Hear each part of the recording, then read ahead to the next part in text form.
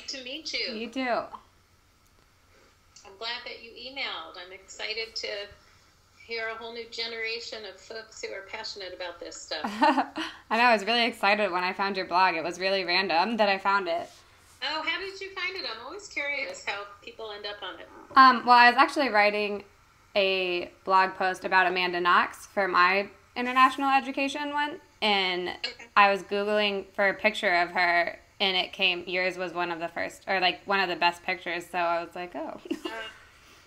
Cool. That's awesome.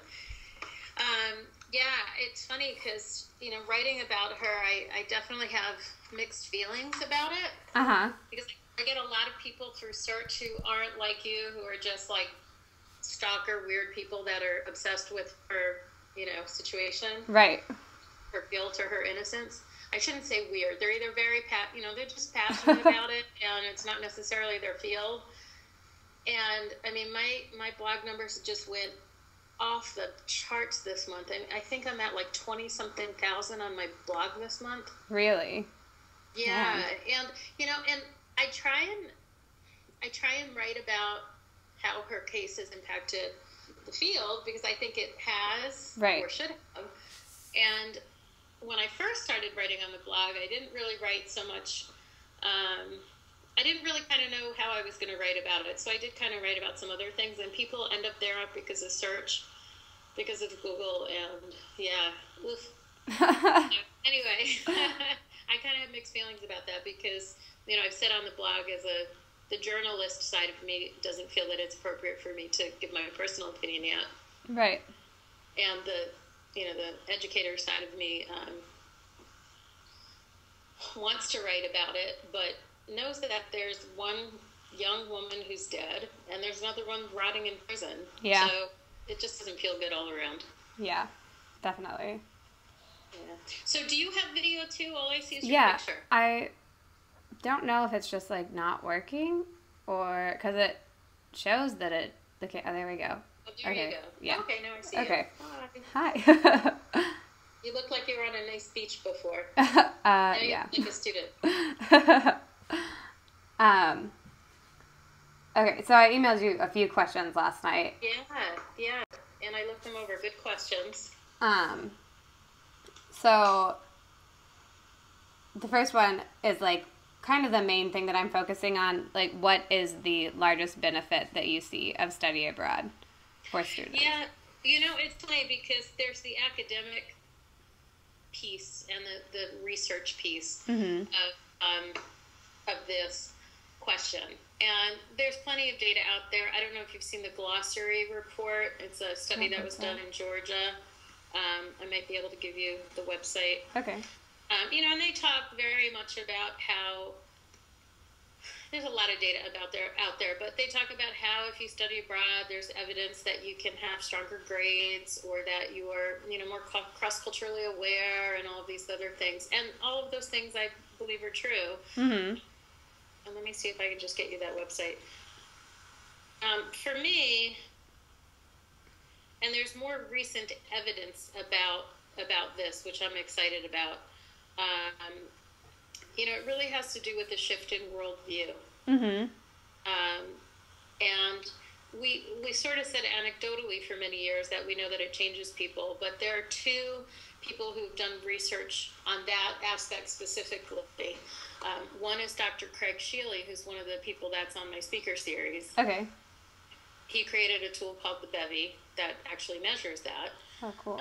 And the other person is a woman named Deirdre Sato, S-A-T-O, Dr. Sato. She's at SUNY Purchase, State University of New York, Purchase College. And she did her graduate, her PhD dissertation on that issue, and she did it at NYU in their education school. So those are two things. I think that the best way for me to describe the benefit that I see is, it's very simple. It's that people who go abroad, in my 20 years of experience, have a better sense of self. That's how I would describe it. Right. Self as an individual, they understand themselves better. Mm-hmm. Whether that means that they're more aware of their biases or patterns or behaviors or their strengths Mm-hmm. in different situations, or, they're more able to articulate themselves using their own voice. Right. In a different way. But it also means finding their self, meaning their country. And I think one of the probably most underrated or areas that's not really talked about as much is when you go abroad, and you know this from your own experience. You certainly learn about the host country. You learn all sorts of things about that. But I think you also learn a tremendous amount about your home country. Oh, yeah. Because you're able to look at it through a different lens. And through the lens of many different people that you're meeting along the way. Mm-hmm. They challenge you to reflect on your understanding of what home is to you. Right. And how it's seen by other people. And then I think the third piece of the better sense of self is your place in the world. Your understanding of how you fit in this puzzle Mm-hmm. of this planet. So for me, it's really that better sense of self. And whether that manifests itself in just coming back and participating more in things you believe in, if it's that moment where you see something unjust or unfair or biased and you speak up, right, where you couldn't have before, or whether it goes on to influence your graduate studies or your future travel plans or who you marry. I mean, it can be a whole bunch of different things. Right. Okay, so very quickly, that website, I don't actually see it here, but it's the word glossary, but instead of a Y on the end, it's I. Okay. Glossari. It was done out of the University of Georgia a few years ago. And if you just put glossary, study abroad, research, Georgia, in Google or something, you'll find it. Okay, cool. Thank you. Oh, you're welcome. Okay. So I saw that you also consult with people about gap years. So what do you think? Yeah, it's funny. I end up doing that more informally than as a business practice. But right. I did put it on my services because I end up talking with so many people about it and helping out. Right. Do you find that more people are interested in gap year versus study abroad, or do you think there's what do you think are the major differences there? The major differences that I've seen are that, the gap year phenomenon is only about maybe 10 or 15 years old in this country. If you talk with a New Zealander or an Australian person, it's something that everybody who's in university really considers or does, and they go for a year plus. It's hard not to find somebody from that region of the world that hasn't traveled extensively. Yeah. But it's a relatively new thing, in the past decade or so here. And I find that people who want to do gap years are people who are ready for an adventure. They're often ready for college too, but then realize that they can't necessarily go abroad in their freshman year. And they're chomping at the bit for some travel experience because they typically have been in school, worked really hard to get into the college of their choice, and know they want to go there. And, but there are not too many schools that have freshman year programs. Right. For a lot of reasons. Right.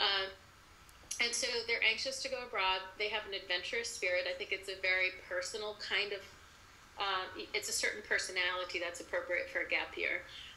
They're more flexible people. They want more flexibility. They tend to be more independent in their style. They, I think, are just overall more adventurous and want to kind of go somewhere, have a plan, but know they can veer off of it. They also tend to want to be involved in just traveling and working in little, jobs if they're legally able to make some money. Right. But also there's an increased aspect where folks are interested in service abroad. Yeah. And so I think with study abroad, certainly it's a more academic experience. It tends to be more structured. There are absolutely opportunities to study abroad that are less structured. In fact, there's a lot of discussion that Amanda Knox was probably, it hasn't been confirmed anywhere in the press that I've seen, but she was probably doing an independent study abroad at the university. Okay. Which is why she was finding her own housing, why she didn't have a local person that she reached out to. Right. When everything went crazy. And I think that it tends to be for people, study abroad tends to be for people who are more rule-oriented.